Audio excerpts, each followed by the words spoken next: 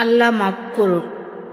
জানি না, দেখেন আমার শরীরে কিন্তু অনেকগুলি ইদানিং তাবিজ দিচ্ছি, বেশি দিন হয় নাই, মানে কোমরে আছে বা আগের থেকে মানে আগে পড়তামই না কটা বছর ধরে, মানে একটা বছরের মধ্যে আমি অনেক সমস্যার মধ্যে আসছি।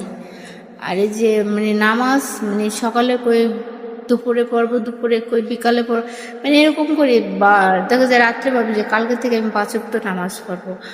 পরে কি হয়, কিভাবে যে আমি নামাজের কথা যে ভুলে যাই এমনি জানো, মানে ফোন একটা হাতে থাকে, ওই ফোন চালাইতে চালাইতে আমি মানে কি বলবো, নামাজের রক্ত জায়গা বলি যে পরে এমন অলসতা হয়ে গেছি যে এই উক্ত পড়বো না, পরের উক্ত পড়বো পর। আসলে যে আমরা অনেক পাপ করছি, আল্লাহ আমাদেরকে ক্ষমা করুক। নামাজ পড়ার এত আমার শয়তানে ধরছে, আমি নিজেও জানি না কবে মুক্ত পাবো।